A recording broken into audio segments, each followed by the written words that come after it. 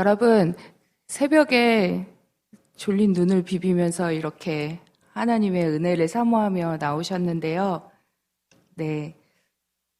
이 자리에 모인 우리 모든 성도님들께 하나님의 은혜와 축복이 가득하시기를 기대하며 말씀을 함께 나누고자 합니다. 사람이 느끼는 심리적인 큰 어려움 중에 하나가 모호함입니다. 생각보다 많은 사람들이 자신이 느끼는 감정이 무엇인지, 또 내가 느끼는 그 불안이 어디서 오는지 알 수 없어서 많이 힘들어 합니다. 내가 어떤 감정을 느끼고 있는지, 내 마음이 어떤 상태인지만 알아도 우리의 마음의 어려움은 많이 해결됩니다. 아기들이 처음에 이제 태어나서 얼마 되지 않았을 때 감정이라는 것을 배워갈 때 자기가 느끼는 감정이 무엇인지를 몰라서 아기들은 굉장히 불안을 느낀다고 합니다. 굉장히 큰 불안과 혼돈 속에서 아기들이 막 울음으로 표현을 하겠죠. 그때 엄마가 아기에게 와서 그 아기가 자기도 알지 못하는 그 감정이 무엇인지를 말로 정리해주면 아기들이 감정을 배우게 되기도 하지만 편안함을 느낀다고 해요. 아기가 울고 있을 때 엄마가 와서 엄마가 안 보여서 놀랐구나. 혹은 네가 배가 고파서 짜증이 났구나. 이렇게 아기는 자기가 왜 어떤 감정 때문에 불쾌하고 힘든지 몰라서 불안할 때 엄마가 그 감정을 받아서 다시 말로 돌려주면 아기가 편안함을 느낀다고 해요. 그래서 가장 안 좋은 것이 아기가 혹은 아이가 막 울거나 짜증을 낼 때 엄마가 같이 왜 우는 거야? 왜 짜증을 내는 거야? 이렇게 이야기를 하면 아기는 나도 내가 왜 우는지, 왜 짜증을 내는지 모르는데 엄마가 그걸 정리해 주는 게 아니라 왜 그러는 거야? 라고 이제 같이 화를 낼 때 굉장히 아기는 힘들어지게 되고 자기의 감정을 억압하게 된다고 합니다. 그런데 안타깝게도 많은 사람들이 성인이 되어서도 자기의 감정이 무엇인지, 내가 왜 불안함을 느끼는지 몰라서 그저 모호함 속에 힘들어하는 경우가 많이 있다고 해요. 제가 작년에 상담을 했던 한 청년이 있었습니다. 그 청년은 굉장히 불안이 높은 청년이었어요. 그런데 상담을 하면서 내가 느끼는 감정이 무엇인지, 그리고 내가 왜 불안함을 느끼는지에 대해서 이야기를 하고 자신의 그런 감정을 알게 됐을 때, 왜 불안한지를 알게 됐을 때 굉장히 얼굴이 편안해지고 마음이 편안해진다고 이야기하는 것을 보았습니다. 그런데 우리는 오늘 본문에서 오랜 시간 모호함 속에서 힘든 나날을 보낸 한 사람을 만나게 됩니다. 젊은 시절의 모세는 굉장히 확신에 차 있는 사람이었습니다. 나는 히브리 사람으로서의 정체성을 가지고 있다고 생각했습니다. 모세는 하나님을 믿는 믿음이 있었습니다. 히브리서에 보면 믿음으로 모세는 장성하여 바로의 공주의 아들이라 칭함받기를 거절하고 도리어 하나님의 백성과 고난받기를 잠시 죄악의 낙을 누리는 것보다 더 좋아했다고 말씀합니다. 많은 이스라엘의 남자아이들이 단지 이스라엘 혈통이라는 이유만으로 죽임을 당했을 때 모세는 하나님의 기적적인 손길로 그 생명을 보존했을 뿐만 아니라 바로의 궁전에서 바로의 공주의 아들로 자랄 수 있었습니다. 아마 이런 생각을 하지 않았을까요? 하나님께서 나를 살려주신 이유는 나를 통해 이스라엘을 구원하시기 위함일 것이다. 하나님께서 나를 그래서 이집트의 궁전에서 훈련받고 자라게 하셨으리라 확신했으리라 봅니다. 이렇게 자기에 대한 확신, 하나님의 계획에 대해 확신이 있었던 모세는 장성하여 바로의 공주의 아들이라고 여겨지는 것을 거부하고 자신의 백성 이스라엘을 위해 호기롭게도 이스라엘 사람들을 위한 일을 행합니다. 이스라엘을 학대하는 이집트 사람을 처단하게 됩니다. 그렇지만 자신을 중심으로 뭉칠 거라고 생각했던 이스라엘 백성들은 그에게 말합니다. 누가 너를 우리를 다스리는 자와 재판관으로 삼았느냐? 네가 애굽 사람을 죽인 것처럼 나도 죽이려느냐? 성경은 모세가 이 말을 듣고 두려웠다고 합니다. 자신의 확신이 무너지는 순간이었습니다. 그는 이스라엘에도 이집트에도 그 어디에도 속할 수 없는 사람이 되었습니다. 하나님의 선택에 대한 확신은 산산조각이 나고 그 이후 40년은 끝없는 모호함 속에 내던져진 시간이었습니다. 하나님께서 나를 사용하실 것이다. 나를 통해 우리 민족을 구원하실 것이다. 그가 미루어서 짐작했던 하나님의 뜻도 계획도 다 모호해져 버렸습니다. 우리가 살아가면서 어려움을 겪을 때일지라도 그것이 하나님의 계획 안에 있다는 확신이 있다면 우리는 견딜 수 있습니다. 그러나 내가 겪는 고난의 이유가 무엇인지, 내가 잘못하고 어리석어서 겪고 있는 것인지, 벌을 받는 것인지, 우연 속에서 일어나는 일인지 도무지 알 수 없을 때 우리는 고난이 견디기 힘들어집니다. 그런데 마치 아기가 안개 속에 있는 것처럼 모호함 속에서 울고 있을 때 엄마가 아기의 감정을 받아서 확실한 언어로 돌려주면 아기가 편안해지는 것처럼 하나님께서는 말씀으로 우리에게 확신을 주시고 평안을 주십니다. 하나님의 말씀만이 어디로 가야 할지 모르고 무엇을 해야 할지도 모르는 우리의 인생에 확신을 주시는 것입니다.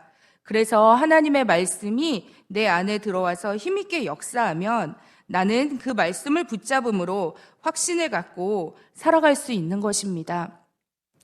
40년 동안 장인 이드로의 양을 치면서 모세는 어떤 마음으로 살았을까요?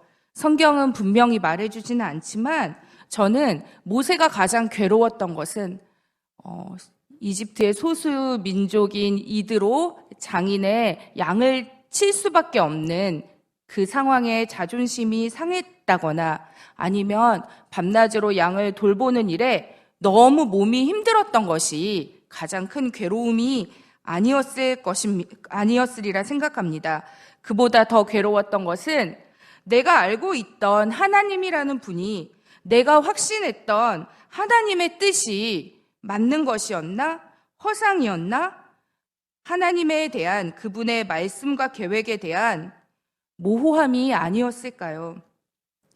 그런데 놀라운 것은 그는 모호함 속에서 많은 시간을 보내며 괴로운 시간을 보냈을지 모르지만 하나님께서는 한 번도 그를 떠나신 적이 없이 주목하여 보고 계셨다는 것입니다. 하나님은 그에 대한 계획을 이루어가고 계셨습니다. 하나님은 그에 대한 확신을 갖고 계셨습니다.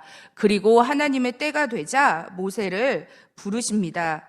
모세가 장인 이드로의 양무리를 끌고 광야 서쪽으로 이동하고 있었습니다. 하나님의 산 호렙에 이르렀을 때 그는 놀라운 광경을 목격합니다. 떨기나무에 불이 붙었으나 떨기나무는 타지 않고 있었습니다. 그는 거기서 여호와 하나님을 만나고 그분의 음성을 듣습니다. 이제 가라. 이제 그가 가야 할 때가 이르는 것입니다. 하나님은 그를 보고 계셨습니다. 하나님은 그에 대한 계획을 이루어가고 계셨습니다. 하나님께서는 그를 돌보고 계셨습니다. 그가 생각했던 모든 계획이 실패로 돌아가고 그가 꿈꾸었던 모든 의로운 일들이 물거품이 되었을 때에도 하나님은 자신을 주목하여 보고 있었다는 것을 그는 알게 되었습니다. 때가 되자 하나님께서는 모세를 부르셨는데 그를 부르신 목적을 오늘 본문 3장 7절에서 10절에 말씀하십니다. 제가 한번 읽겠습니다. 여호와께서 이르시되 내가 애굽에 있는 내 백성의 고통을 분명히 보고 그들이 그들의 감독자로 말미암아 부르짖음을 듣고 그 근심을 알고 내가 내려가서 그들을 애굽인의 손에서 건져내고 그들을 그 땅에서 인도하여 아름답고 광대한 땅, 젖과 꿀이 흐르는 땅, 곧 가나안 족속, 헷 족속, 아모리 족속, 브리스 족속, 히위 족속, 여부스 족속의 지방에 데려가려 하노라. 이제 가라. 이스라엘 자손의 부르짖음이 내게 달하고 애굽 사람이 그를 괴롭히는 학대도 내가 보았으니 이제 내가 너를 바로에게 보내어 너에게 내 백성 이스라엘 자손을 애굽에서 인도하여 내게 하리라. 여러분, 하나님께서 왜 모세를 부르셨습니까? 모세 한 사람만을 위해 모세를 부르시고 돌보신 것이 아닙니다. 하나님께서는 이스라엘 백성들 역시 모세를 주목하여 보셨던 것처럼 보고 계셨습니다. 그들의 부르짖음을 듣고 계셨고 알고 계셨습니다. 성경에 보면 이스라엘 백성이 이집트에 있었던 시간을 430년이라고 이야기합니다. 정말 긴 시간입니다. 한번 찾아봤습니다. 지금으로부터 430년 전 우리나라는 어떤 시대였을까? 챗 GPT한테 물어봤습니다. 선조 29년 임진왜란 시기라고 합니다. 정말 긴 시간입니다. 정말 우리가 100년 전, 100년 전 뭐 그 정도의 사진만 봐도 너무너무 옛날인데 이 긴 430년이라는 시간 동안 하나님께서는 이스라엘 백성들을 구원하시기 위해 지켜보고 계셨다고 말씀하고 있습니다. 모세의 인생 광야에서 40년만 하나님이 돌보신 것이 아닙니다. 430년 동안 그 백성을 돌보고 계셨습니다. 모세는 내가 하나님의 뜻을 이루어 드리겠다라고 호기롭게 나섰다가 실패했습니다. 그러나 오늘 본문에서 하나님께서는 아니 모세 네가 하는 것이 아니다. 내가 하는 것이다. 내가 듣고 있다. 내가 보고 있다. 내가 알고 있다. 내가 하겠다. 내가 계획하고 내가 나의 때에 내가 너를 통해 이루겠다. 하나님께서 내가 하시리라. 내가라는 말이 7절에서 10절까지 계속 나오고 있습니다. 우리는 자녀들을 위해 이런저런 계획을 세우고 또 선한 뜻으로 자녀들을 하나님 안에서 잘 양육하기 위해 애를 많이 씁니다. 때로는 우리의 계획이 성공할 때도 있고 우리가 하는 일들이 매우 단기적으로 매우 좋아 보이는 그런 열매들이 보일 때도 있습니다. 그러나 때때로 나의 계획이 자녀를 향한 나의 계획이 잘 이루어지지 않는 것처럼 보일 때도 있고 내가 좋은 뜻으로 했던 일들이 과연 잘하고 있는 것일까? 과연 나는 하나님의 뜻에 맞게 내 자녀를 양육하고 있는 것일까? 나는 어떻게 해야 하는 것일까? 답답하고 모호함 속에 있을 때도 있습니다. 그러나 여러분, 우리는 답답할지라도 우리는 안개 속을 걷는 것 같을지라도 하나님께서는 언제나 우리들을 주목하여 보고 계시고 우리의 자녀들을 향해서 내가 보고 있다, 내가 알고 있다, 내가 듣고 있다, 내가 너희 자녀들의 삶을 돌보고 인도하리라 말씀하시는 줄로 믿습니다. 하나님의 그 확신이 하나님께서 주시는 그 돌보심에 대한 확신이 우리 안에 믿음으로 자리 잡을 때 우리는 두려워하지 않고 불안해하지 않고 우리의 자녀들을 하나님께 맡김으로 나아갈 수 있을 것입니다. 먼저 부모된 우리들이 하나님의 말씀으로 내 안에 하나님의 말씀으로 믿음으로 세워가는 일들이 중요한 줄로 믿습니다. 우리는 오늘 우리 자녀들을 위한 기도의 자리로 모였습니다. 우리는 먼저 이 자녀들이 나의 자녀이기 이전에 하나님의 백성임을 믿음으로 고백해야 합니다. 자녀를 키우다 보면 때로는 앞을 알 수 없는 것만 같은 모호함을 느끼는 순간도 있습니다. 그럴 때 우리가 가장 먼저 가져야 할 것은 자기 백성을 돌보시는 하나님에 대한 믿음입니다. 하나님은 내가 느껴지지 않는다고 해서 거기 계시지 않는 것이 아닙니다.